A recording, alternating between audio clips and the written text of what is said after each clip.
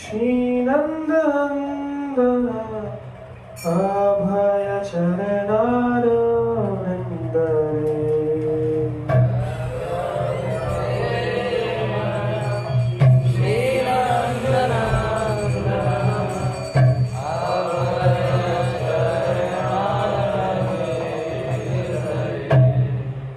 भजो हरे मन श्रीनन्दनन्दन अभय चरणारविन्दरे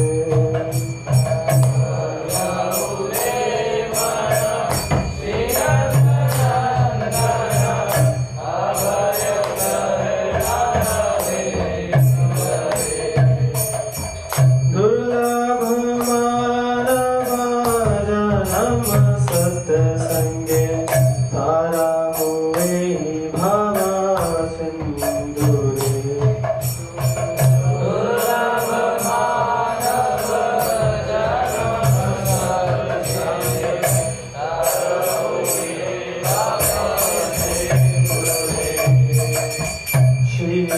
शीतातप वातरीशन ये दिल जाने जागिरे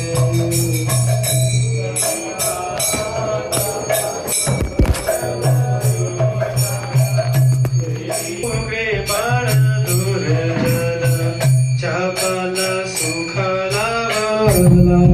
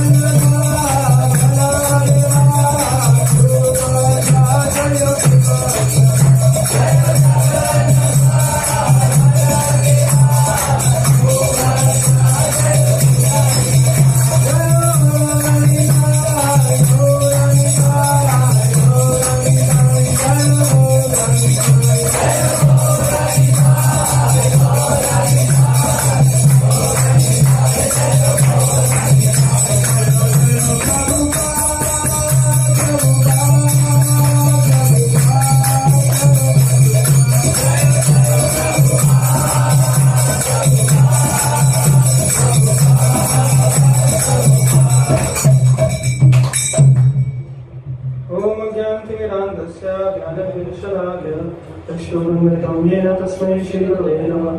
श्रीचैतन्यमनोभीष्टं स्थापितं येन भूतले स्वरूपकदा मह्यं ददाति स्वपदान्तिकम्। वन्देऽहं श्रीगुरुं श्रीयुतापद्कमलं श्रीगुरुं वैष्णवंश्च श्रीरूपं साग्रजातं सहगणनाथं तं सजीवं साद्वैतं सावधूतं परिजनसहितं कृष्णचैतन्यदेवं श्रीराधा कृष्णपादां सहगणिता श्रीकृष्णदेवं। हे कृष्ण करुणा सिंधु बंधु जगत्पते गोपेश गोपिकाकांत राधाकांत नमोस्तुते तप्त कांचन गौरांगी राधे वृंदावनेश्वरी वृषभानुसुते देवी प्रणमामि हरिप्रिये वंशकल्पतरुभ्यश्च कृपा सिन्धुभ्येव च पतितानां पावनेभ्यो वैष्णवेभ्यो नमो नमः। हे श्री कृष्ण चैतन्य प्रभु नित्यानंद श्री अद्वैत गदाधर श्रीवासादि गौर भक्तवृंद। हरे कृष्णा कृष्णा कृष्णा हरे हरे हरे राम राम राम हरे हरे।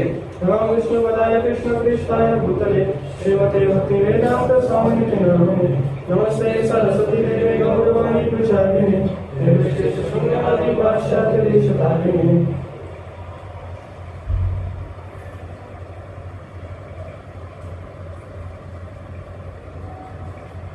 इसका मीनिंग पढ़ लेते हैं।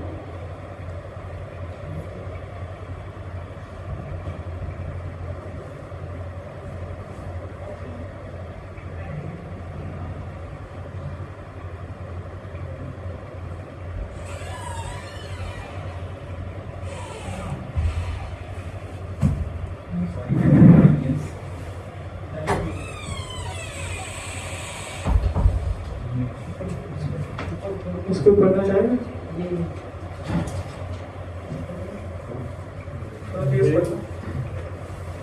निर्बलता प्रदान करने वाले नंदा के कमल चरणों की उपासना करो। इस दुर्लभ जन्म को प्राप्त करके सत्पुरुषों के संगति से इस सांसारिक सागर को पार करो। दिन रात में जागता रहता हूँ, शीतलता हवा और बारिश के कष्ट सहता हूँ। सदिक सुख के लिए मैंने व्यर्थी दुष्ट और कंजूस पुरुषों की सेवा की है। धन दौलत यौवन पुत्रों और परिवार में वास्तविक सुख की क्या गारंटी है। यह जीवन कमल की पंखुड़ी पर पानी की बूंद के समान डगमगा रहा है। इसलिए सदा भगवान हरि के दिव्य चरणों की सेवा और उपासना करो। गोविंद दास की यह प्रबल इच्छा और लालसा है कि वे भक्ति की 9 प्रक्रियाओं में स्वयं को संलग्न करें, अर्थात भगवान हरि की महिमा सुनना और उनका जप करना, निरंतर उनका स्मरण करना और उनसे प्रार्थना करना, भगवान के चरण कमलों की सेवा करना, परमेश्वर के सेवक के रूप में सेवा करना, पुष्प और धूप आदि से उनकी आराधना करना, मित्र के रूप में उनकी सेवा करना और स्वयं को पूर्णतः भगवान को समर्पित करना। सभी वैष्णव आचार्य द्वारा रचित अन्य भजनों के लिए वापस जाए। उसकी सबसे पहली लाइन है, हे मन निर्भयता प्रदान करने वाले नंद पुत्र के कमल चरणों की उपासना करो। इस दुर्लभ जन्म को प्राप्त करके संत पुरुषों की संगति से इस संसारिक सागर को पार करो। तो यहाँ पे 2 चीज बताई जाएगी कि हमारा ये जो भौतिक जीवन है या फिर जो मानव शरीर है वो कितना दुर्लभ है, और अगर ये दुर्लभ है तो क्या करना चाहिए। किसी को लगता है दुर्लभ ये शरीर मानव शरीर? आपको लगता है? सच में लगता है कि मानव जन्म हो गया? क्यों लगता है? ये तो थ्योरेटिकल है। अब अंदर से क्यों लगता है कि रेयर है? अब फील होता है, कभी कभी फील हुआ है आपको ये रेयर है? क्यों लगता है? हम जो मानव जीवन में कर सकते हैं वो मतलब पशु पक्षी जीवन में नहीं कर सकते। कैसे पता आपको? कैसे कि जैसे हम बहुत इम्पोर्टेंट चीज होते हैं, जैसे हम हर जगह टहल सकते हैं, घूम सकते हैं, जो मतलब हम दूसरे देश में जाके कर सकते हैं, कंट्रीज में, जो पशु नहीं कर सकते। अच्छे भोग कर सकते हैं, और नाम जप कर सकते हैं, नाम जप और मतलब वो तो इम्पोर्टेंट है, वो तो सबसे मतलब जो मतलब और यूनियन में नहीं कर सकते हम।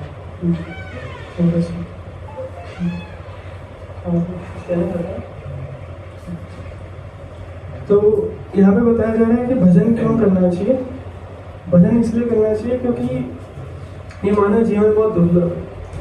तो भक्ति की कुछ विधियां होती हैं, कुछ भाव होते हैं, उनमें से एक भाव कहा जाता है सुदुर्लभा, कि एक स्टेज ऐसे आती है जब हम भक्ति कर रहे होते हैं, जो हमें फील होता है कि एक्चुअली में हमारा जन्म जन्म कितना रेयर है, और तब हमें ये फील होता है कि अच्छा भक्ति प्राप्त कर पाना कितना रेयर है। जैसे अगर आप देखो गाजियाबाद की आबादी कितनी होगी, 25 लाख, 18 से 20 लाख, 20 लाख के आसपास मान लो, 20 लाख की आबादी है। अब उसमें गाजियाबाद मंदिर में कितने लोग आते होंगे दर्शन करने के लिए? 1000 लोग। महीने में कितने आ जाते होंगे? ज्यादा बता रहे हैं, 50,000 ज्यादा बता रहे हैं।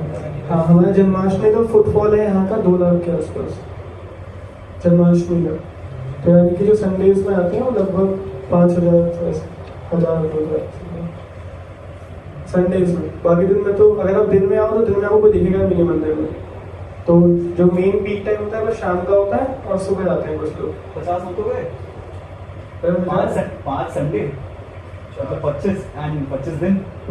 50 भी मुश्किल दिख रहा है, शायद 1-2 हज़ार लोग ही आ पाते होंगे संडे को भी मुश्किल से। तो उनमें से भी फिर जो कक्षा अटेंड कर रहे हैं या भगवान के बारे में जानने का प्रयास कर रहे हैं, यानी कि जो नए नए OTP में या नेटो में आते हैं, कितने लोग होंगे महीने के? अब तो 100 भी नहीं आ पाते बेचारे। अब तो इतना दुर्लभ हो गया कि 100 भी नहीं आ पा रहे। अब इतना दुर्लभ हो गया कि 20, 30, 40 लोग आ पाते हैं मुश्किल से। रेयर, दुर्लभ मानिए रेयर। ये पूरा सॉन्ग इसके ऊपर ही कितना रेयर है एक्चुअली में। जो ये प्रोसेस, पहले तो मानव जन्म प्राप्त करना ही बहुत रेयर है, उसके बाद मानव जन्म प्राप्त करके भी यहाँ तक पहुंच पाना कितना रेयर है कि आप कक्षा भी अटेंड करें, भगवान को प्राप्त करने का प्रयास भी आपने चालू कर दिया, ये भी कितना रेयर है, ये बताया जा रहा है यहाँ पे। सेकंड है दिन रात में जागता रहता हूँ, शीतलता, हवा और बारिश से कष्ट रहता हूँ। तो यहाँ पे कलेशाग्नि के बारे में बताया जा रहा है। अगर आपने से दीवारी सब सबने कर रखा हुआ है यहाँ पे, तो डिवाइस में 3 कलेश बताए जाते हैं। कौन कौन से? आपका नाम क्या? कलेश। आपको याद है कलेश? अब सर पहली बार आएगा, अरे लास्ट टाइम नहीं आए थे, अब ये लास्ट टाइम थे आप। आपको याद है 3 कलेश? आपको याद है? आपको याद है 3 कलेश डिवाइस में बताया? आपको याद है? एग्जैक्टली नाम नहीं पता, लेकिन एक तो बॉडी रिलेटेड होता है, एक तो प्रकृति होता है। आदि भौतिक कलेश, आदि दैविक कलेश और आध्यात्मिक कलेश तो मन के द्वारा उत्पन्न होते हैं, जो बॉडी के द्वारा उत्पन्न होते हैं।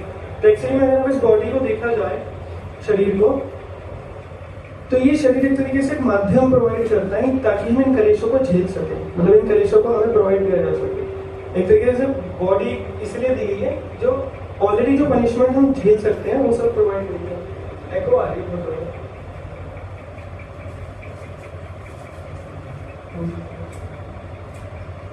तो ये 3 कलेश जो है, उसी से ये पूरा एक तरीके से हमारा जीवन बीत रहा है। और उसी कलेशों के बीच में कुछ क्षणिक सुख जो हमें हल्का सा मिल जाता है, कभी कोई गेम खेल ली या कहीं बाहर घूमने चले गए, तो उससे हमें ऐसा फील होने लगता है कि दुख नहीं है, एब्सेंस फील होने लगता है। तो क्षणिक सुख के लिए मैंने व्यक्ति दुष्ट और कंजूस पुरुषों की सेवा करी।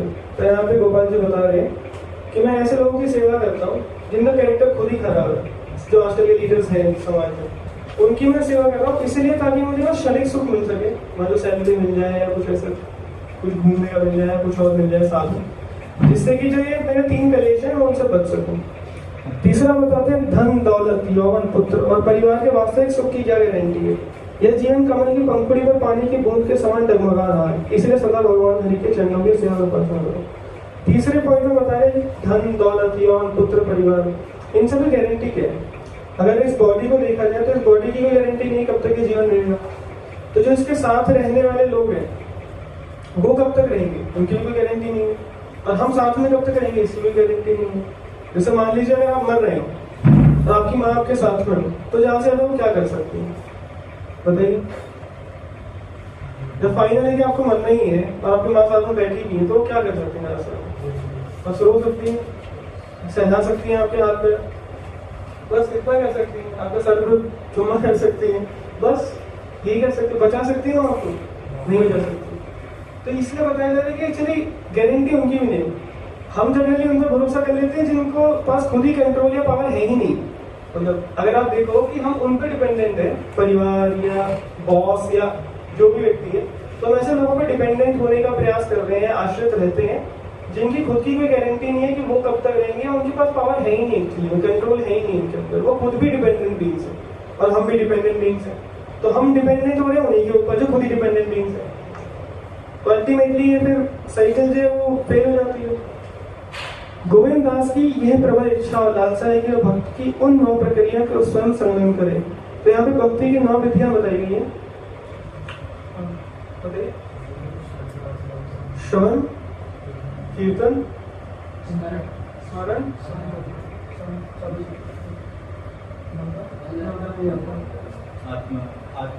आत्मनिवेदन और साक्ष्यम और दास्यम और अर्चना और वंदना। मतलब ये 9 एक तरीके से वेज है कि अलग अलग तरीके से जैसे एक व्यक्ति के साथ आप कैसे आदान प्रदान कर सकते हो। तो ये आदान प्रदान करने के तरीके हैं। कोई व्यक्ति आपके पास होगा, कोई उच्च पोस्ट पे कोई व्यक्ति रहता है, कैसे आदान प्रदान कर सकते हो? वर्शिप करके।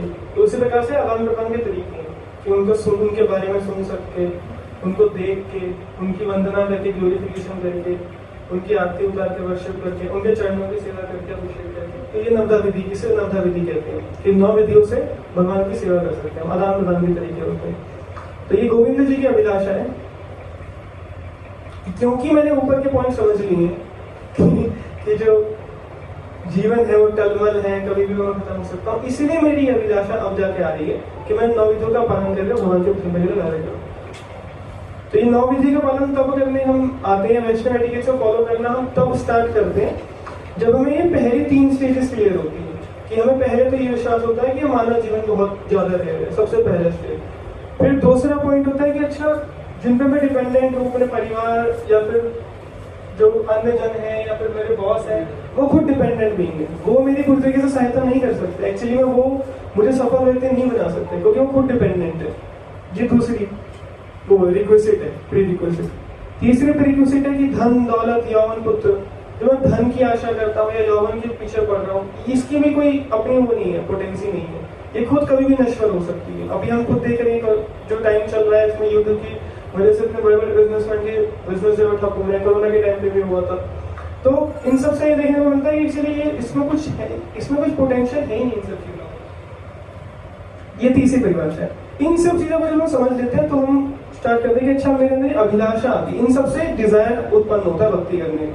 जब हम बाहर कष्ट देखते हैं, कलेश देखते हैं, जब हम बाहर सोसाइटी के अंदर, समाज के अंदर, तो उस कष्ट से होता क्या है, हमारे ना डिजायर पैदा होता है कि नहीं, मुझे ढूंढना है, कुछ जिज्ञासा जागती है कि नहीं, मुझे कुछ अगर कुछ परमानेंट है तो मुझे वो चीज ढूंढनी है, मुझे इनसे कुछ सेटिस्फाइंग चीज ढूंढनी है जो सेटिस्फेक्शन है। तो वो अभिलाषा जागृत करती है भक्ति के प्रति कि हाँ, एक डिजायर पैदा होता है भगवान के प्रति, भगवान को जानने के प्रति, भगवान की भक्ति के प्रति।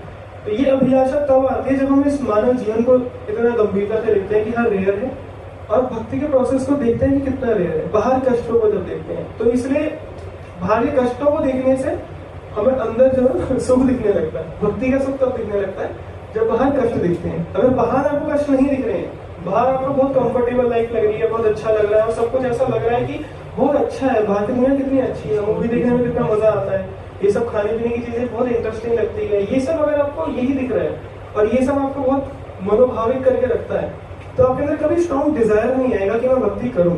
तो वैष्णव एटिकेट्स फॉलो करने का आपको कभी मन आएगा ही नहीं, कभी भी डिजायर आपके अंदर आएगा नहीं कि मैं इसको फॉलो। आप पूरा पढ़ भी लोगे, पूरी बुक खत्म हो जाएगी हमारे वैष्णव एटिकेट्स की, तो भी आपके अंदर से डिजायर नहीं आएगा कि मैं इनको फॉलो करूं। ये कुछ प्रीरिक्विजिट है। तो अगर आपको ये नहीं हो रहा है ना, तो आपको फिर जो प्रभुपाद की छोटी बुक्स है वो पढ़नी चाहिए।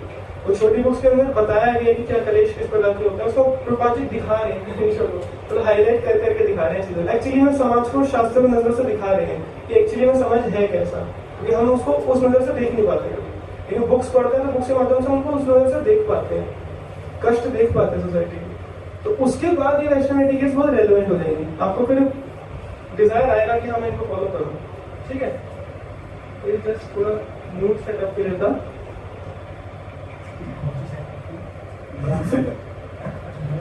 मूड सेटअप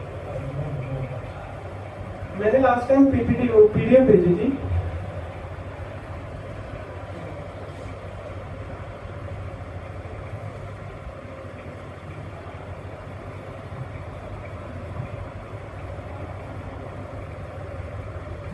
कोई रीजन कर सकते हैं क्या स्वरूप को? मैं कर दूँ? हाँ कर दें। आप पूरा इस ग्रुप में नहीं, वैष्णव एटिकेट्स जो उस ग्रुप में मैं नहीं, मुझे मिल जाएंगी।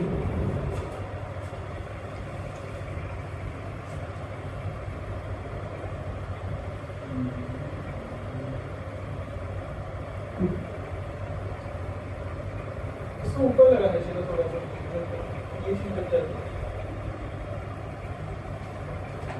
नहीं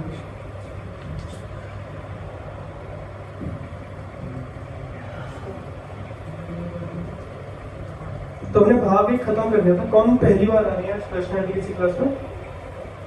आप वैष्णव एटिकेट्स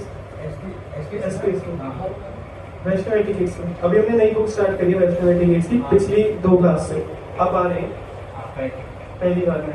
एक बार और आया था। अच्छा, जो पहले हुआ था शायद। हाँ, समझ गया। इस बार कौन पहली बार आ रहे हैं?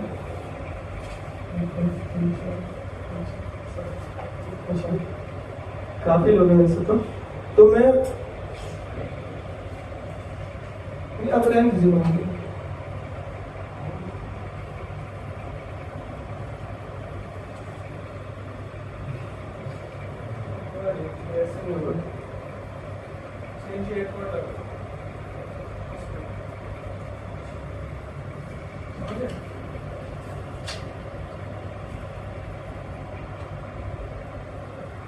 अब उसका वो नीचे कर दो थोड़ा। हाँ थोड़ा सा और करो।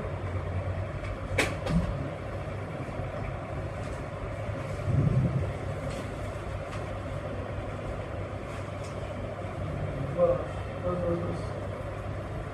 अब ठीक है ना? बस हो गया। आपको दिखा है? पढ़ने में आ रहा है?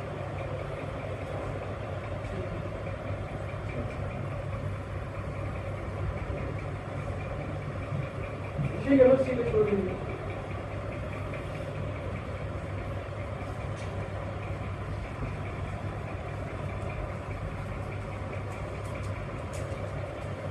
तो हमने लास्ट टाइम भाग ही कवर कर लिया था। फर्स्ट को भाग कवर कर लिया था लास्ट टाइम।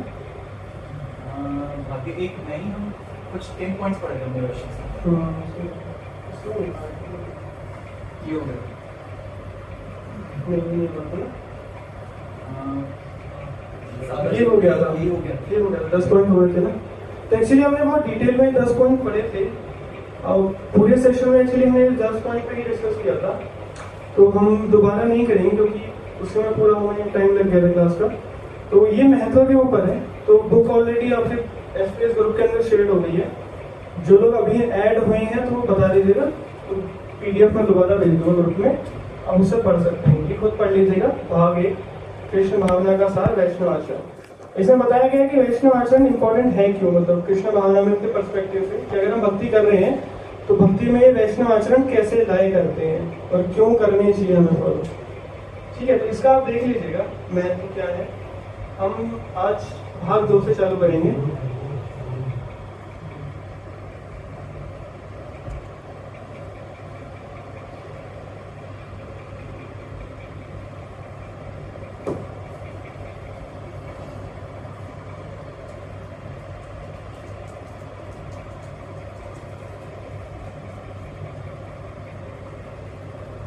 ठीक है,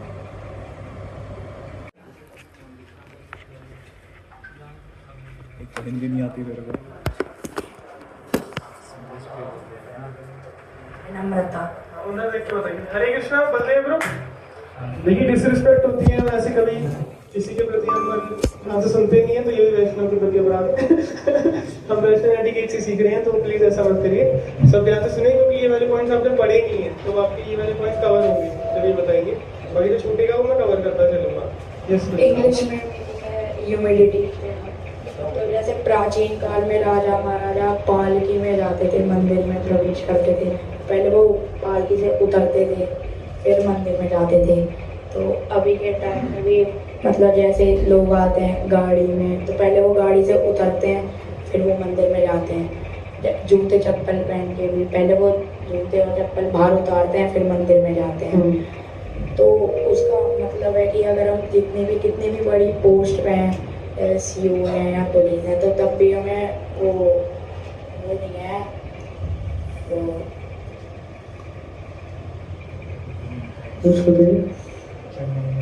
तो चप्पल पहन के नहीं जाना चाहिए, हम कितने भी बड़े लोग। कितने भी बड़े पोस्ट में तो हमें चप्पल पहन के नहीं बहुत बढ़िया, जाना, प्रवेश नहीं करना। बहुत बढ़िया। और यही है आपका धन्यवाद। आपका नाम क्या था? धन्यवाद। Yes, next. जल्दी जल्दी आई होगी, टाइम बहुत कम है हमारे पास, मात्र 15 मिनट है। आप पीछे आदित्य में पूछिए।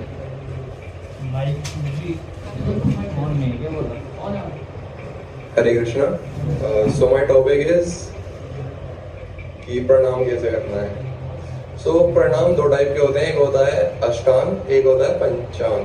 ठीक है, तो अष्टांग होता है जो हम पूरा लेट के करते हैं, और पंचांग होता है जो हम ऐसे करते हैं। ठीक है, तो हमारे दो सिनेरियोज होते हैं कि एक बार ऑल्टर खुला हुआ है। एक सेकंड।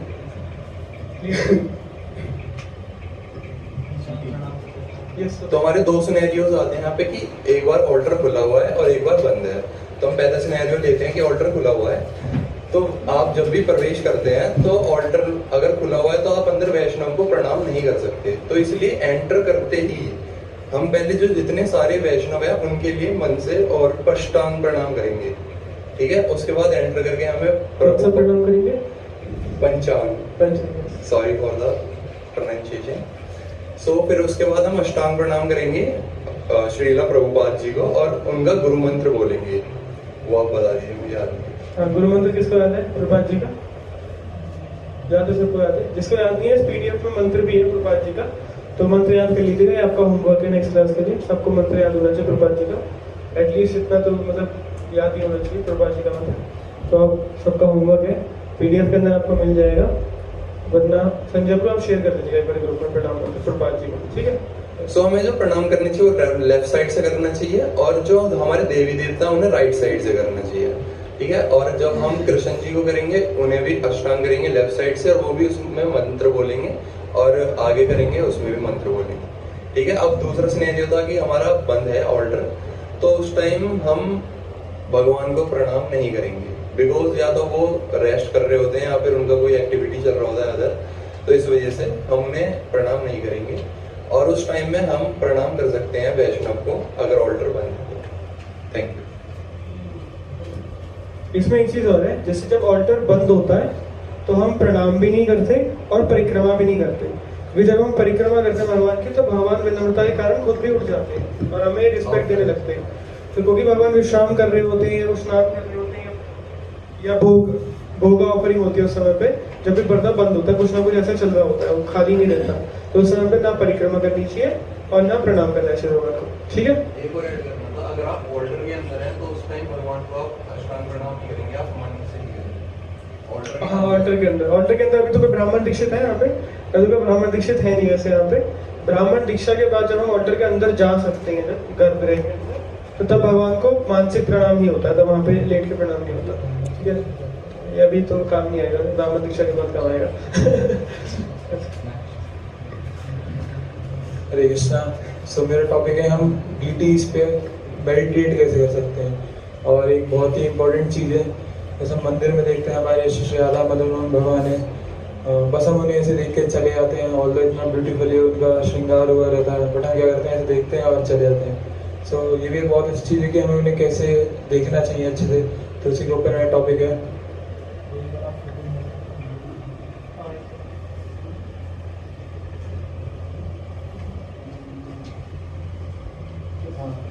सो जैसे कि हम देख पा रहे हैं कि हमारे यहाँ जैसे डीटीज हैं, मदन मोहन भगवान हमारे टेम्पल में। सो सबसे पहले जो हमारे संप्रदाय के जो इष्ट होते हैं वो हमारे जो टेम्पल के डीटीज है ना, वही हमारे संप्रदाय के इष्ट होते हैं। और इवन ये भी बताया जाता है कि जब हम गोलोक धाम जाते हैं, भगवान के धाम जाते हैं, तो जिन डीटीज का हम सबसे ज़्यादा दर्शन कर रहे होते हैं, जिन्हें हम देखते हैं वही हमें गोलोक धाम में दर्शन देते हैं और वही हमें रिसीव करने भी आते हैं। तो जैसे हम यहाँ अगर डेली मदन मोहन भगवान के दर्शन करते हैं तो हमें गोलोक धाम में वही दर्शन देने आएंगे और वही हमें लेने आएंगे। जैसे हम इसमें श्रील प्रभुपाद बताते हैं भागवतम में 2nd कैंटो 2nd चैप्टर और 13 श्लोक में बताया गया है कि हमें कैसे भगवान को प्रणाम करना चाहिए और कैसे हमें उनके दर्शन करने चाहिए जिससे हमें पूरा लाभ हो। और हम बस ऐसे देख के चले आते हैं, इससे लाभ तो होता है बट उतना नहीं होता जो। सबसे पहले ऊपर प्रभुपाद ये बताते हैं कि हमें प्रणाम कैसे करने चाहिए। तो हमें भगवान को प्रणाम है वो लेफ्ट टू राइट साइड करना चाहिए। जैसे मदन मोहन भगवान आप देख पा रहे हैं तो मैं ऐसे लेफ्ट से राइट साइड को प्रणाम करना चाहिए। और उनके भगवान का मंत्र है कृष्ण का और श्रीमती राधा रानी का वो उच्चारण करना चाहिए। उससे पहले प्रभात का मंत्र बोलना चाहिए। ऐसे ही जब हम जगन्नाथ बलदेव सुभद्रा महारानी के दर्शन करते हैं तो उससे पहले हमें प्रभात का प्रणाम मंत्र बोलना चाहिए और देन फिर हमें जगन्नाथ बलदेव सुभद्रा महारानी का प्रणाम मंत्र बोलना चाहिए। देन हम फिर आते हैं कि हम दर्शन कैसे कर सकते हैं। ये तो हो गया प्रणाम की बात। सबसे पहले हमें भागवतम में जैसा बताया गया है कि सबसे पहले हमें भगवान के कमल चंडा को दर्शन करने चाहिए। डायरेक्टली हमें सीधा मतलब मुख को नहीं देखना चाहिए, वो अपराध की श्रेणी में आता है। तो सबसे पहले हमें देख पा रहे हैं भगवान के चरण कितने सुंदर हैं, इनके दर्शन करने चाहिए। देन हमें फिर थोड़ा ऊपर बढ़ना चाहिए, जो भगवान के काफ वाला एरिया है ना, इसके दर्शन करने चाहिए, बहुत इंपॉर्टेंट होता है। देन जंघा के दर्शन करने चाहिए यहाँ पे। देन उधर के भगवान की नाभि और उधर इसके दर्शन करने चाहिए। देन हमें धीरे धीरे ऊपर बढ़ना है, हाथ के दर्शन करने चाहिए, भगवान की जो ये हाथ है, फिंगर्स है, इसका मुरली है, इसके दर्शन करने चाहिए। देन लिप्स, नोज, ऐसे चीक्स, बहुत स्लोली ऊपर बढ़ना है, रिलीज करते हुए दर्शन भगवान के वो एक एक। देन फिर हमें आईज, फोरहेड, देन ऐसे पूरा मुख का दर्शन करनी है। ऐसे नहीं कि आप ऑल आपका ध्यान जा सकता है सीधा आपकी तरफ जब आप नोज या लिप्स के दर्शन कर रहे हो, बट हमें कंसंट्रेट करना चाहिए उस स्पेसिफिक पार्ट पे। जैसे हम नोज को देख रहे हैं या फिर किसी के लिप्स को देख रहे हैं भगवान के, तो उसको हमें रिलीज करना चाहिए। भगवान इतने अच्छे सुंदर दर्शन दे रहे हैं और बहुत लालायित भी रहते हैं भगवान हमें दर्शन देने के लिए कि हम पतित हैं और भगवान पतित पावन है। देन हमें फिर पूरा भगवान का दर्शन करना चाहिए। और इवन जब भगवान को फ्लावर ऑफर कर रहे होते हैं तो भी हमें ऐसे करना चाहिए, चरण से मुक्त करना चाहिए। देन पूरे सर्वांग पे हमें प्रणाम फ्लावर ऑफर करना चाहिए। प्रभुपाद ये बताते हैं कि इम्पोर्टेंस क्या है इतने अच्छे से दर्शन करने की। ऑल हम ऐसे भी तो एक बार मदन मोहन भगवान की मुरली धारण कर रखी है और भगवान ने नीचे पहन रखी है, इतना अच्छा मुकुट है। इम्पोर्टेंट ये है कि अगर हम भगवान के एक एक अंग को दर्शन करते हैं तो उससे जो हमारी जो इंद्र तृप्ति की जो इच्छा होती है, जो लालसा होती है, वो कम हो जाती है, वो खत्म हो जाती है। और इवन कई सीनियर वैष्णव डिवोटीज से मैंने खुद पर्सनली भी सुना है, अगर हम भगवान के आईब्रोज के दर्शन करते हैं और नाभि का दर्शन करते हैं तो हमारी जो इंद्र तृप्ति की इच्छा होती है तुरंत नष्ट हो जाती है। हमें ये ध्यान रखना चाहिए कि जब भी हम भगवान के दर्शन कर रहे हैं तो हमें भगवान के बहुत स्लोली और रिलीज करते करते दर्शन करना चाहिए। जैसे कि आप कृष्ण बलराम मंदिर में गए हो कभी, जैसे आप गए आप कभी कृष्ण बलराम मंदिर वृंदावन या फिर अपने ये, तो सबसे पहले हम क्या करते हैं, हम वहाँ जाके देखते हैं कि हम सबसे पहले श्रील प्रभुपाद को प्रणाम करते हैं, उनके दर्शन करते हैं। देन हम गौर निताई के दर्शन करते हैं, पंचतत्व के दर्शन करते हैं, नित्यानंद महाप्रभु के, चैतन्य महाप्रभु के, अद्वैत जी के, गदाधर जी के।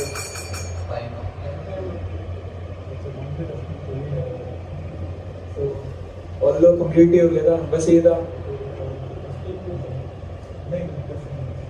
ये था कि बस जैसे हम गौर निताई के दर्शन कर रहे हैं, देन कृष्ण बलराम, देन हमें फिर श्याम सुंदर की तरफ मूव करना चाहिए। ऐसे नहीं कि आप डायरेक्ट सीधा उन पे आ रहे हैं। एक पूरा एक सिस्टमेटिक वे है जो प्रभात हमें बताते हैं। थैंक यू, हरे कृष्ण। मैं जस्ट कुछ ऐड करना चाहूँगा। जैसे मैंने बहुत सुंदर बताया, भागवतम के 2nd कैंटो में बताया गया दर्शन के बारे में। हरे कृष्णा। यस, तो भागवतम के 2nd कैंटो के अंदर दर्शन के बारे में बताया गया। तो भागवतम का 2nd कैंटो जो है वो क्रिएशन के ऊपर है, बुराई कैसे सृष्टि की रचना हुई। तो सृष्टि की रचना में ही एक तरीके से भगवान की फॉर्म को इंट्रोड्यूस किया गया कि भगवान की जो पूरी एक तरीके से फॉर्म है वो सृष्टि को एक तरीके से इमेजिन करें क्रिएशन है। तो जो भगवान के नीचे का ये चरण है और जंघा तक का ये जो पार्ट है, ये नीचे के लोअर प्लैनेटरी सिस्टम है।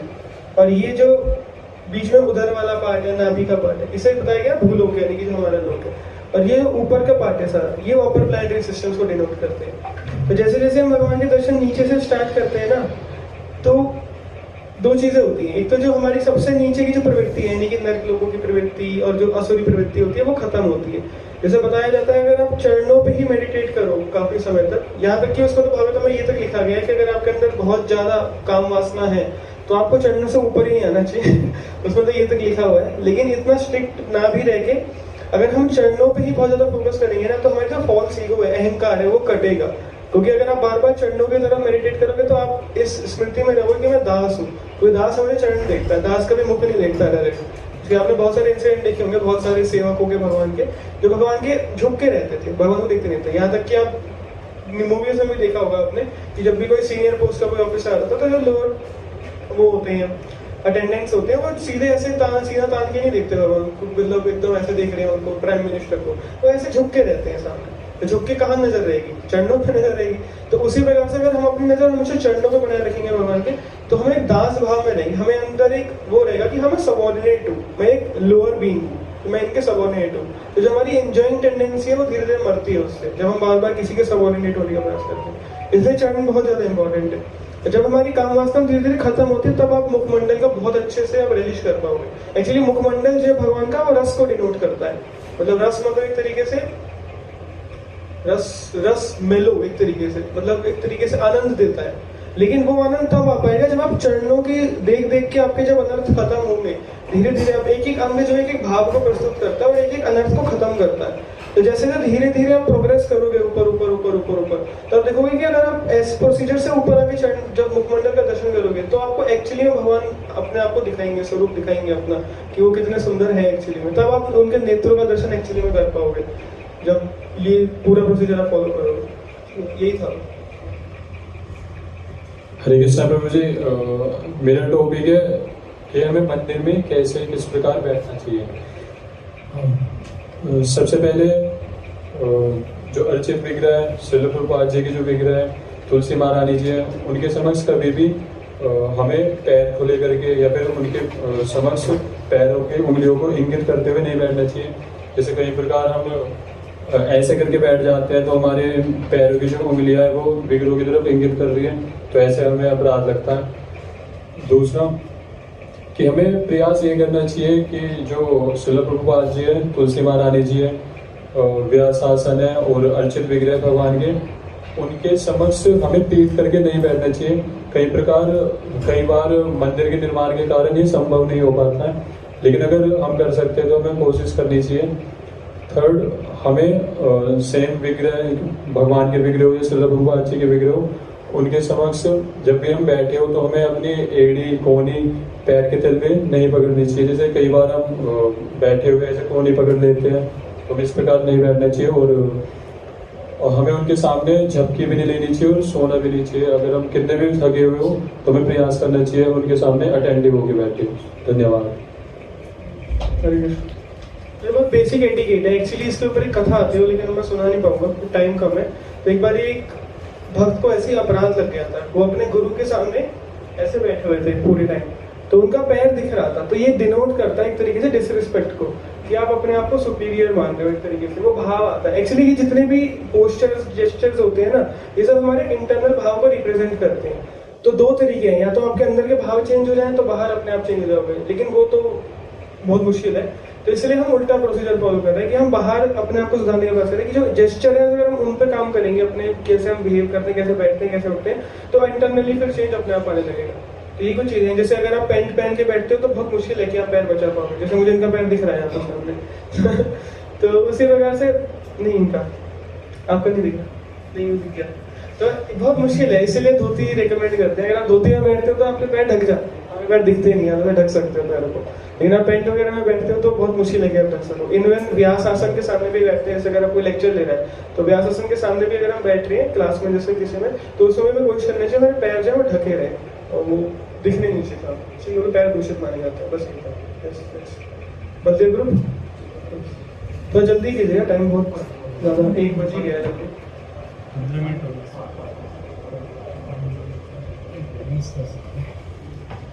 हरे कृष्णा प्रभु, मेरा टॉपिक है मंदिर में बात कैसे करते हैं। नाम बता दीजिए। मेरा नाम सुदीप है। तो मंदिर में बात करने का तरीका, मतलब हमें बात करनी चाहिए तो बहुत ज़्यादा लाउडली बात नहीं करनी चाहिए। मतलब आसपास हमारे कोई डिवोटीज है तो उनको डिस्टर्बेंस नहीं होनी चाहिए। मैं धीरे धीरे बात करनी चाहिए और किसी अदर टॉपिक पे बात नहीं करनी चाहिए। जैसे करंट में जो चल रहा है, जैसे कोई मूवी आई है तो उस पर बात नहीं करनी चाहिए। मतलब जो मंदिर के रिलेटेड ही हमें बात करनी चाहिए, और मतलब किसी का कंपैरिजन नहीं करना चाहिए। जैसे कोई दूसरा टेम्पल है तो हमें उससे कंपैरिजन नहीं करना चाहिए कि ये मंदिर बहुत बड़ा है और मतलब इसमें ये चीज़ें हैं, यहाँ पे ये चीज़ें नहीं है, तो ये चीज़ें हमें नहीं करनी चाहिए। बाकी और चीजें हैं, इसमें कुछ चीजें हैं, तो जैसे लाउड नहीं बोलना चाहिए। दूसरा, ऐसे अपनी खुद की तारीफ या किसी की तारीफ नहीं करनी। जैसे आप मान लीजिए, चाहे किसी डिवोटी की ही तारीफ भगवान के सामने नहीं करनी चाहिए। ये उसी प्रकार है जैसे आप किसी बहुत बड़े अफसर के सामने छोटे अफसर की तारीफ कर रहे हो, तो एक तरीके से वो उनके लिए डिसरिस्पेक्टफुल है।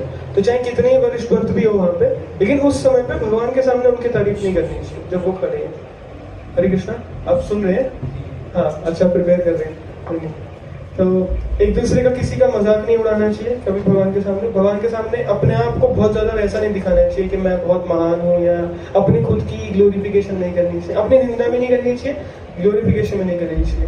उसके अलावा जैसे बहुत सारी माताएं हैं जो बैठ के बातें करती रहती हैं, जैसे कि अभी घर में क्या चल रहा है, तो ग्राम्य वार्ता इसे कहते हैं कि घर घर गृहस्थी की बात करना, इधर उधर की बात करना, तो वो सब भगवान के सामने अवॉइड करना चाहिए। भगवान के सामने कभी पीट करके बात नहीं करनी चाहिए। कभी कभी होता है कि हम चाहे भगवान के बारे में बात कर रहे हैं, लेकिन गलती से बात करते करते एक ग्रुप बन जाता है, तो उसमें भगवान की तरफ पीठ भी लग रही है, ऐसे हो गए, तो वो पीठ नहीं आनी चाहिए। अगर आपको जैसे बात करें तो परिक्रमा मार्ग में आप बात कर सकते हैं, जाके थोड़ा साइड में होकर बात कर सकते हैं, भगवान के सामने खड़े होकर बात करने की बजाय। तो फोन कॉल अगर आ जाता है बाई चांस, तो फोन कॉल में भगवान के सामने फोन पे बात नहीं करनी चाहिए। अगर फोन पे बात करनी है तो आप परिक्रमा मार्ग में जाके बात कर सकते हैं, बाहर आके बात कर सकते हैं, क्योंकि वो डिसरिस्पेक्टफुल है कि भगवान सामने खड़े हो, आप फोन पे बात कर रहे हो सामने खड़े हो, तो वो अच्छी चीज नहीं। ये सब था बस, ठीक है। यस।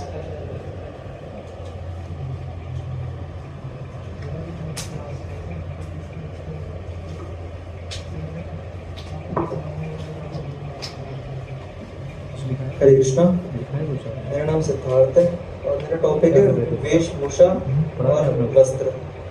इसमें ये बताया गया है कि हमें सिंपल ड्रेसिंग करनी चाहिए। जैसे हम टेंपल में आते हैं तो हमारे और जो हमारे संडेज के जैसे हमारे प्रोग्राम्स होते हैं, हमें कोशिश करनी चाहिए कि जो हमें बताया गया है, जैसे कि धोती कुर्ता ये हमारे लिए, और मेल्स के लिए धोती कुर्ता, फीमेल्स के लिए साड़ी हो गई, गोपी ड्रेस हो गई।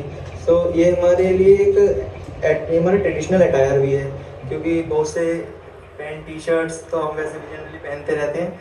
तो मंदिर में जितना हो सके हमें अपनी अटायर को फॉलो करना चाहिए। और इसके बाद रही तिलक की बात, तिलक हमें अपने 12 स्थानों पर शरीर के अंगों पर लगाना चाहिए, जिससे हम अपने आप को सुशोभित कर सकें। और रही बात तिलक की, भागवतम में बताया गया है, श्रील प्रभुपाद जी पर्पट में बताते हैं कि ज़रूरी नहीं मतलब सोने चांदी से अपने आप को सुशोभित किया जाए, सुसज्जित किया जाए। अपने आप को 12 स्थानों पर तिलक लगा के हम अपने शरीर को भी भगवान का घर बना सकते हैं, और ये बन भी जाता है। 12 नाम होते हैं भगवान के, जब हम तिलक लगाते हैं, अप्लाई करते हैं, केशवाय नमः, माधवाय नमः, ये सब करते हैं, राइट। और शौचाचार की बात, अगर हम कहीं बाहर जाते हैं, किसी मृत जीव को अगर हमने, या किसी शमशान वगैरह हम जाते हैं, तो हमें कोशिश करनी चाहिए हम अच्छे से सुयोग्य तरीके से नहा धोकर मंदिर में प्रवेश करें। और ख़ासतौर पर जो अर्च विग्रह की सेवा करते हैं प्रभु जी, उनको ज़्यादातर इन चीज़ों का ध्यान करना चाहिए। आँख, नाक, मुंह, उंगली वगैरह नहीं करनी चाहिए। कोशिश हो सके तो हाथ ज़रूर धोएं, अगर करना भी पड़ जाए तो। और अगर जैसे बाहर से आते हैं तो हाथ पैर ज़रूर धोएं, खाना खा लिया, प्रसाद पाया है तो कुल्ला ज़रूर करें। तो ये सब हमारे कुछ बेसिक एटिकेट्स होते हैं जो हमें फॉलो करने चाहिए।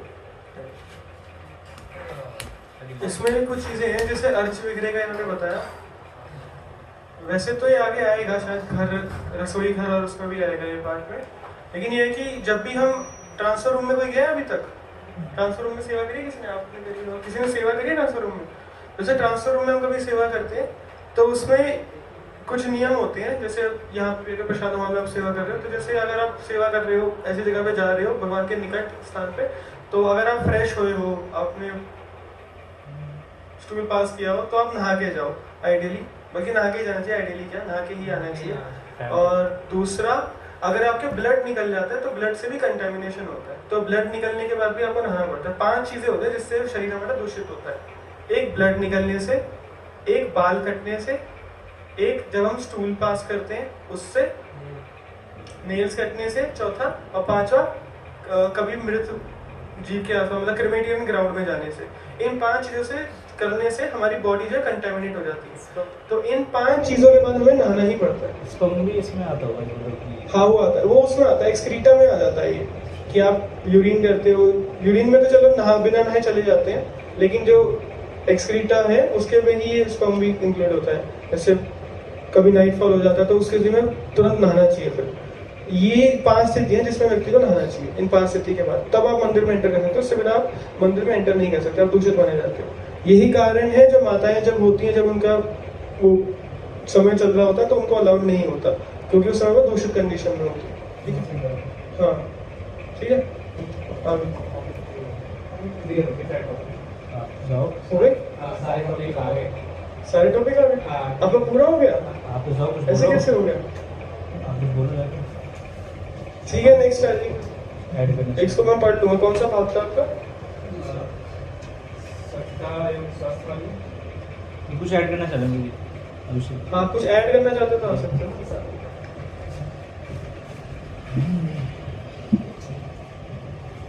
हरे कृष्ण गुरु जी।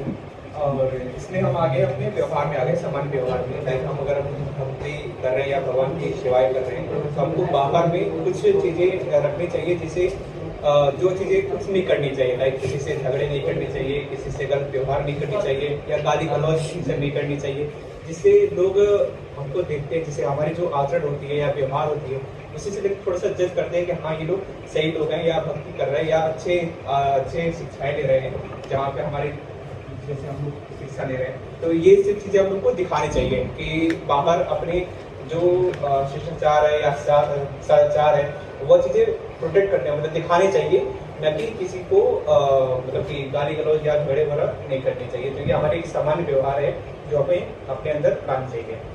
हरे कृष्ण। हरे कृष्ण। आपने जो किसी ने शिखा कवर नहीं करी? शिखा भी तो था आपका पार्ट। आपका है कुछ है? हाँ शिखा, मैं बता देता हूँ। तो शिखा बेसिकली रखते हैं क्यों मैं? हरे कृष्णा सुंदरम ब्रो। तो शिखा हम रखते क्यों है? इसका रीजन है शिखा जो है वो शिक्षा धातु से उसका निकला है, ओरिजिन जो है इस वर्ड का शिखा का। तो जो व्यक्ति शिक्षा को फॉलो करता है, शास्त्र की शिक्षा को जो व्यक्ति फॉलो करता है, तो वो सिंबॉलिकली शिखा धारण करके रखता है। इसका मतलब है कि व्यक्ति पाठ करता है, मतलब शास्त्रों को पढ़ रहा है, शास्त्रों को समझ रहा है, इसलिए व्यक्ति शिखा रखते हैं, इसलिए इसका ओरिजिन है। अब शिखा किस प्रकार से रखनी चाहिए तो बताते हैं, 1.5 इंच जो है वो मोटाई होनी चाहिए लगभग वैष्णव उसमें, गौड़िया वैष्णविज्म में। ऐसा कोई इसका हार्ड एंड फास्ट रूल है शिखा का कि ऐसे ही होनी चाहिए, लंबाई कितनी भी हो कोई दिक्कत नहीं है।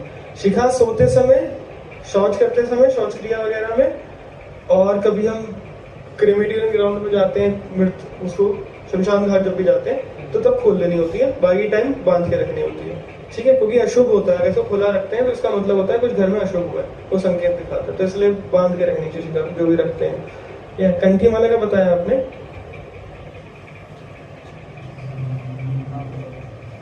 आप बताएंगे क्या?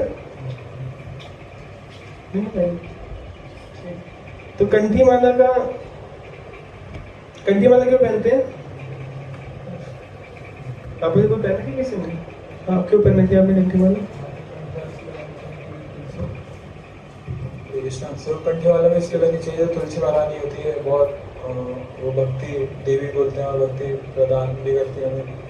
सो एक तो ये रीज़न है कि जो तुलसी माला पहनता है तो तुलसी माला नहीं उसे भक्ति प्रदान भी करती है। दूसरा, जब हमारी मृत्यु होती है, सो जैसा हमारा जो शरीर है, जब हम शरीर त्यागते हैं तो जब हम भगवत धाम जाते हैं, तो ऐसे भी मैंने कहीं सुना था कि जब कुछ भी चीज़ होती है तो हम वो भगवान को जो अर्पित करते हैं तो तुलसी के साथ ही अर्पित करते हैं। तो हमारी मृत्यु होगी तो हम भी अपने आप को अर्पित करेंगे, तो इसलिए हमारे शरीर में तुलसी रहती है जिससे हम भी भगवान अपने आप को अर्पित कर सकें। और एक ये भी रीज़न है कि तुलसी महारानी जो होती है बहुत पवित्र होती है, डिवाइन है, बहुत ट्रांसमेंटल है, तो हमारी चेतना जो होती है वो जो अशुद्ध चेतना होती है उसको भी बहुत शुद्ध कर देती है। अच्छा, सो जो हमारी जो चेतना रहती है अनप्योरीफाइड, जो हमारी कॉन्शियसनेस है उसे प्योर करती है तुलसी महारानी, और हमें हेल्प करती है जिससे हम एडवांसमेंट कर पाए भक्ति में। और एक मैंने ये बताया कि जैसे कि हम अपने आप को अगर भगवान का ऑफर करेंगे at the time of death, तो इसलिए हमें तुलसी माला पहन के रखनी चाहिए। जिससे हम अपने आप को ऑफर कर पाएँ, क्योंकि भगवान बिना तुलसी के कुछ भी एक्सेप्ट नहीं करते हैं।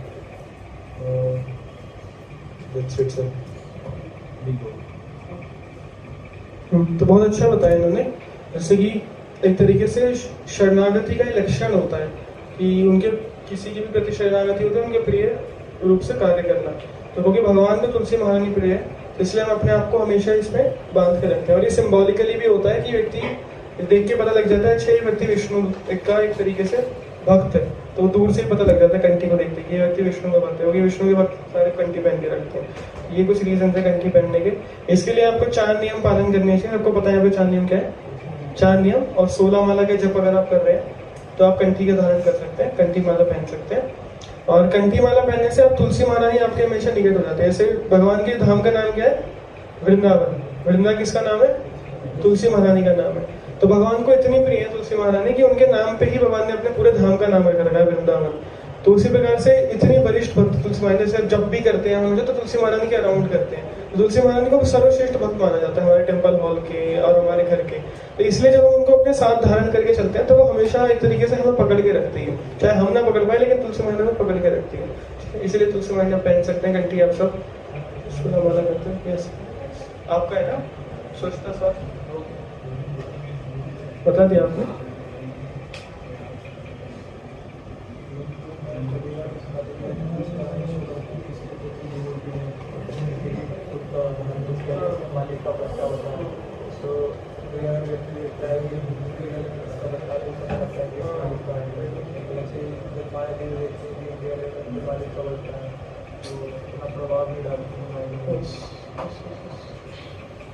सामान्य व्यवहार जल्दी जल्दी आ जी।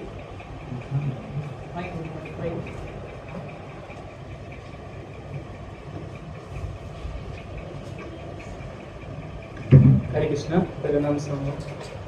तो सामान्य व्यवहार में सबसे पहला ये है कि हम जो है इस्कॉन के डिवोटी कहलाते हैं। अगर कहीं भी हम बाहर जाते हैं या मतलब कुछ भी हम करते हैं, अच्छी आदत या बुरी आदत जो भी हम करते हैं उसमें हम इस्कॉन को प्रेजेंट करते हैं, अपने गुरु को प्रेजेंट करते हैं, श्री कृष्ण को प्रेजेंट करते हैं। तो मतलब हमें गलत काम या बुरे कर्म करने से बचना ही चाहिए, क्योंकि इससे हमारे इस्कॉन का नाम खराब होगा, गुरु का नाम खराब होगा, भगवान का नाम खराब होगा।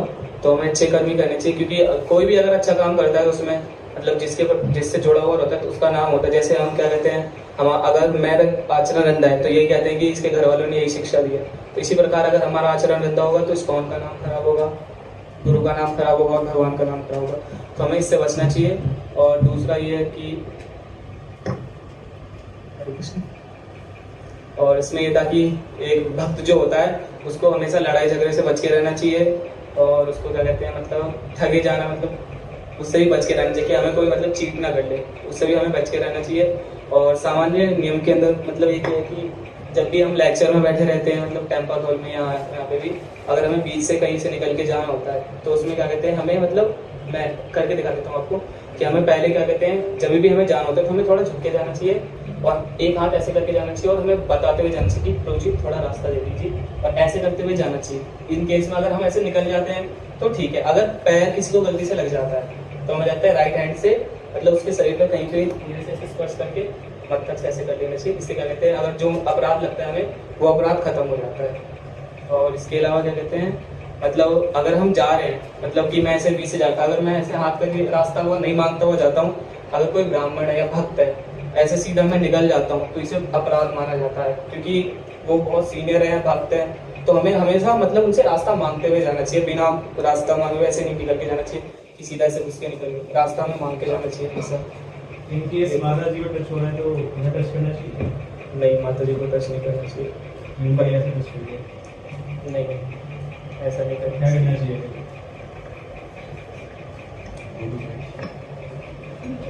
मुझे आप कुछ बताएंगे, मतलब इसमें मैंने पढ़ा नहीं, मतलब मैं मानसिक रूप से क्षमा मांगना चाहिए। और इसके अलावा क्या कहते हैं, मतलब श्रील रूप गोस्वामी ने इसमें बताया, क्या कहते हैं कि जब हम मतलब एक जो वैष्णव होता है उसको अपने व्यवहार के प्रति हमेशा सावधानी रखनी चाहिए, अपने शब्दों का या मतलब कल्चर वगैरह हर चीज़ का उसको ध्यान रखना चाहिए कि मतलब कोई कुछ भी चीज़ गलत ना हो। इसमें ये बताया गया। हरे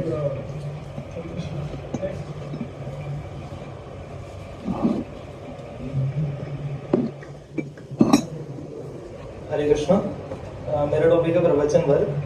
तो हमको प्रवचन के दौरान एक भक्त को एकाग्र और शांत रहना बहुत आवश्यक बताया गया है। और यदि कोई प्रवचन के दौरान आलसी या फिर कोई ऐसा है जिसको नींद बहुत आती है, तो ये अपराध है। ये हमारे गुरु एवं परंपरा को कलंकित बताया गया कि कोई नींद जाता है प्रवचन के दौरान। हालांकि इसको सॉल्व करने के भी काफ़ी इन्होंने उपाय बताए हैं। उनमें से एक है, यदि आपको बहुत थक गए या फिर आपको नींद आ रही है, तो आप वहीं तुरंत खड़े होकर किसी मंदिर या प्रवचन हॉल में किसी कॉर्नर पे खड़े होकर स्थिर रह सकते हैं। इससे भी आप अपनी नींद पर काबू पाएंगे। और एक और चीज़ बताई गई है कि प्रवचन के दौरान मंदिर या फिर उस कमरे में जहाँ प्रवचन चल रहा है, वहाँ पर हमको उठना, अंदर जाना, आना जाना ज़्यादा नहीं करना चाहिए, क्योंकि ये प्रवचन के प्रभाव को बाधा डालता है उसमें।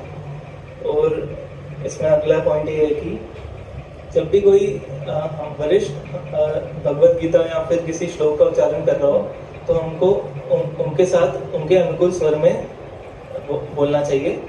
और उनके कोई वरिष्ठ एक बार अपना भगवत गीता का श्लोक कह दे, उसके बाद हमको रिपीट करना चाहिए। तो ये प्रवचन में आते हैं। ये कुछ इंपॉर्टेंट पॉइंट्स थे। जैसे कभी आप टेंपल हॉल में लेक्चर अटेंड कर रहे हो, तो अगर आपको ज़्यादा नींद आ रही है तो आप खड़े हो सकते हो। जैसे इन्होंने श्लोक वाला बताया, हरे कृष्ण, जैसे श्लोक वाला इन्होंने बताया, तो जैसे आपने कभी कभी नोटिस किया होगा कि जो स्पीकर है वो अलग टोन में बोल रहे हैं, और उसके बाद जब हम बोल रहे हैं तो अलग ही टोन में बोल रहे हैं, तो वो उसको डिसरिस्पेक्ट कहा जाता है। कि एक बारी कौन आए थे, एक बारी एक गुरुकुल के वो आए थे, गुरुकुल के प्रेसिडेंट आए थे, आपको नाम याद है ना, दिल्ली मंदिर में जो है।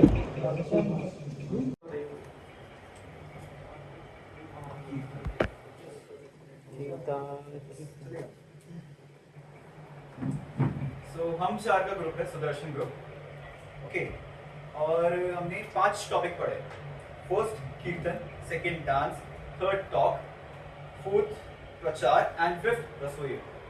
ठीक है, तो ये 5 टॉपिक हैं। अब इन सब 5 टॉपिक्स का इंपॉर्टेंस क्या है? कृष्णा को प्लीज करना।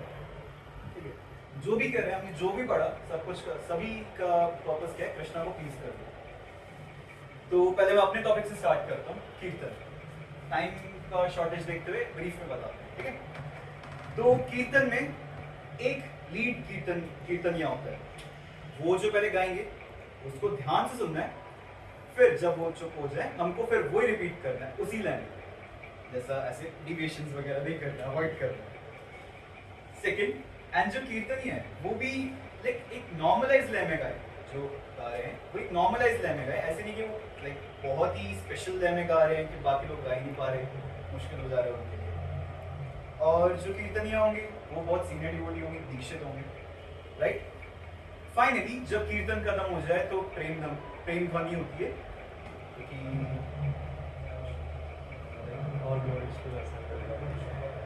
समझ गया प्रेम ध्वनि कोई लंबी है, फिर मैं पूरा बताऊंगा। एंड उसमें थोड़ा सा एक चेंज है।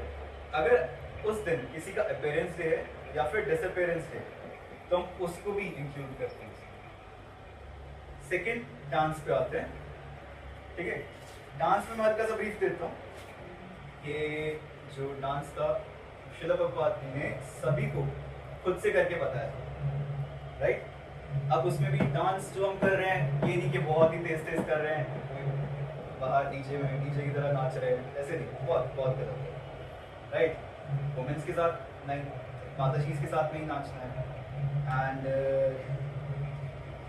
इंग्लिश में लिखा है सो, एंड किसी को उछालना नहीं है। डांस कर रहे हैं तो किसी को पकड़ के उछाल रहे हैं बच्चे की तरह, ये सब नहीं। किसी को फालतू में ज्यादा जबरदस्ती नहीं करना। अगर कोई एक बार मना कर दिया, हाँ थोड़ा इंसिस्ट कर सकते हैं, दोस्त है चलो इंसिस्ट कर सकते हैं, बट ज्यादा जबरदस्ती नहीं। बाकी आप बताएं डांस के बाद। अभी वही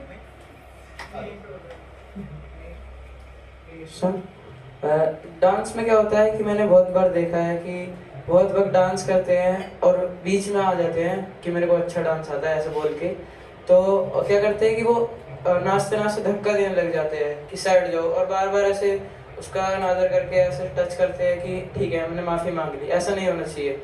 उसको अगर भक्त को लगता है कि हाँ ठीक है मैं नहीं वहाँ पे जा पा रहा हूँ या मेरे को नहीं ले रहे हैं, तो हमें पीछे हो जाना चाहिए।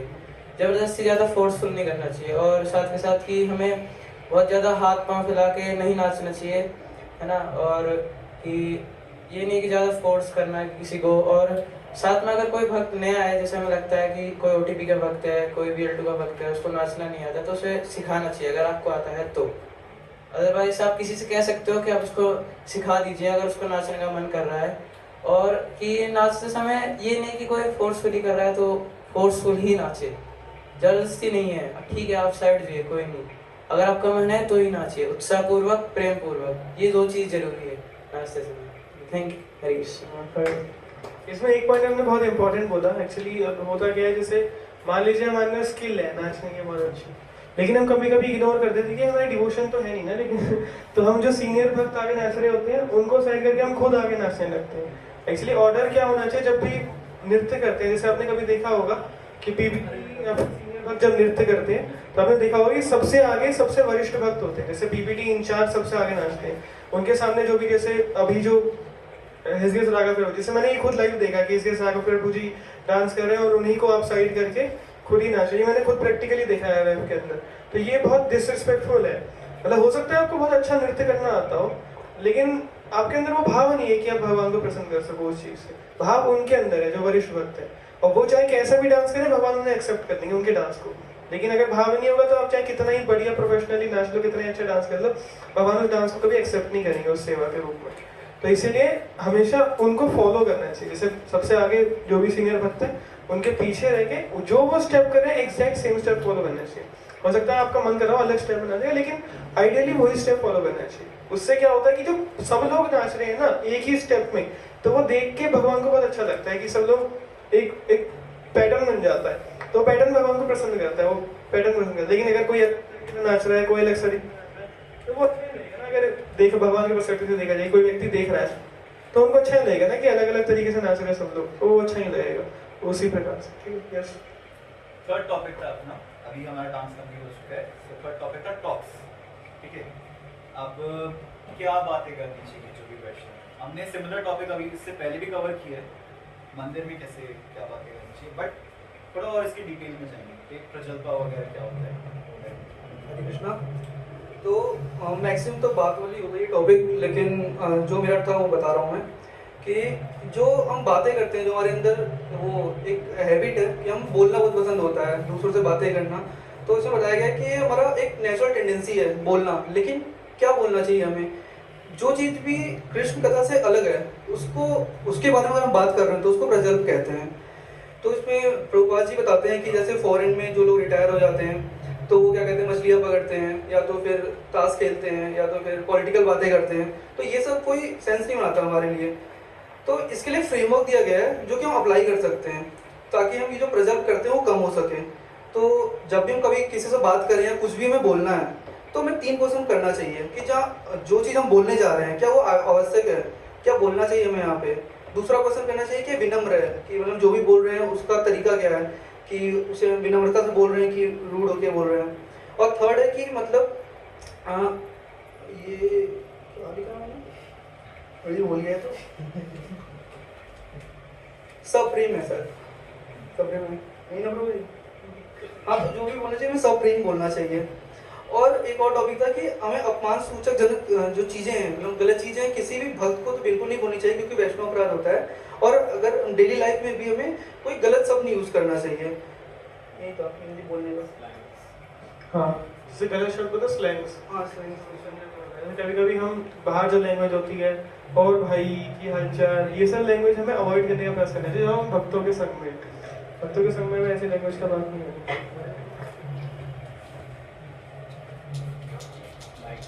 आप बोल नहीं, आप बोल दो। मैं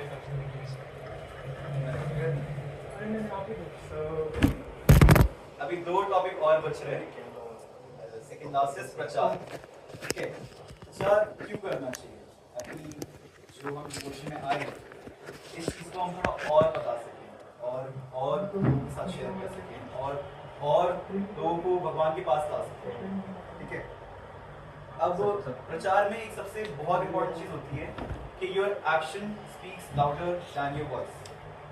जैसे आप अपना बिहेवियर रखोगे, जैसे बताया था बाहर ये नहीं ये कुछ भी, सॉरी कहाँ पे आपने बताया कि बाहर हम रिप्रेजेंट कर रहे हैं, हम इस्कॉन को रिप्रेजेंट कर रहे हैं, हम वैष्णविज्म को रिप्रेजेंट कर रहे हैं, कृष्ण को रिप्रेजेंट कर रहे हैं, गुरु को रिप्रेजेंट कर रहे हैं। तो हमारा बिहेवियर कैसा है ये अच्छा होना चाहिए। ये भी प्रचार में आता है। अब प्रचार में अभी सामने हमारा गोल ये भी होना चाहिए कि सामने वाले का हृदय परिवर्तन हो। अब वो कैसे होगा? हमको किताबें पढ़नी पड़ेंगी। किताबें बहुत सारी हैं, लेकिन श्रील प्रभुपाद की हमको किताबें पढ़नी पड़ेगी। उससे हमारी अंडरस्टैंडिंग बढ़ेगी एंड सामने वाले को हम कन्विंस करते हैं, right. And last thing is रसोई। सो रसोई की मैं कुछ चीज़ें बताऊंगा, ज़्यादा डिटेल में नहीं पता मेरे को। कुछ बेसिक नियम, जैसे कि हम भोग बना रहे हैं तो उसमें से कुछ नहीं चखना है, ठीक है। अभी हम वॉशरूम गए तो डायरेक्ट उसके बाद नहाना भी है, रसोई में भी ताबू होता है सेम चीज़। कुछ और बॉडी पार्ट टच नहीं करना है, किसी को सर्व करता है मुंह टच कर लिया, पसीना पोंछ लिया, छीन लिया, ये सब नहीं, ठीक है। एंड एक प्रसाद देने का भी क्रम होता है, एक पहले पानी, फिर कद्दू या कोई सब्जी, एंड में चावल, रोटी प्रेफर करना है कि गरम दो तो ज़्यादा बेटर है, एंड एंड में मीठा। सो ये सारे पांच टॉपिक्स थे जो कि हम पढ़े: कीर्तन, डांस, टॉक्स, प्रचार एंड एक्चुअली प्रसाद का भी आगे भी आएगा, जब प्रसाद वितरण और प्रसाद प्रिपरेशन में जब हम पढ़ेंगे आगे जाके, तब इसमें डिटेल में आएगा कि कैसे प्रिपेयर करना है और कैसे आइटम्स, प्लेट कैसे लगानी चाहिए, ये सब ऑलरेडी बाद में आएगा, तो इसलिए इसको हम इतना ही कवर करते हैं, कोई दिक्कत नहीं है। बहुत बहुत धन्यवाद आप सभी का। हमने भाग 2 पूरा खत्म कर दिया आज एक ही दिन में। अगली बार हम भाग 3 से चालू करेंगे। प्रसाद सेवन हमें यही है, अगला प्रसाद सेवन ही है, तो प्रिपेयर करेंगे हम अगली बार से, ठीक है। बहुत बहुत धन्यवाद आप सभी का। हरे कृष्णा हरे कृष्णा कृष्णा कृष्णा हरे हरे, हरे राम राम राम हरे हरे। गुरु शिला प्रभुपाद की जय।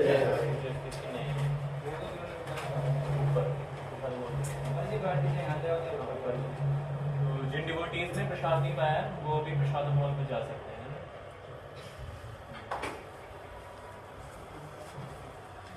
वन सेकेंड, अभी सभी को एक पेपर दिया गया था नोट्स बनाने के लिए, एंड साथ साथ एक फीडबैक फॉर्म भी था। तो मैं सभी से रिक्वेस्ट करूंगा कि क्योंकि एसपीएस का फीडबैक फॉर्म है, आपने पहले भी भरा होगा ओटीवी में या फिर डीवाईएस में, पीएलपी में, ये एसपीएस का फीडबैक फॉर्म है। मैं चाहता हूँ कि आप सभी इसको भरें एंड बाद में सबमिट करें, ठीक है। भरें एंड सबमिट करें।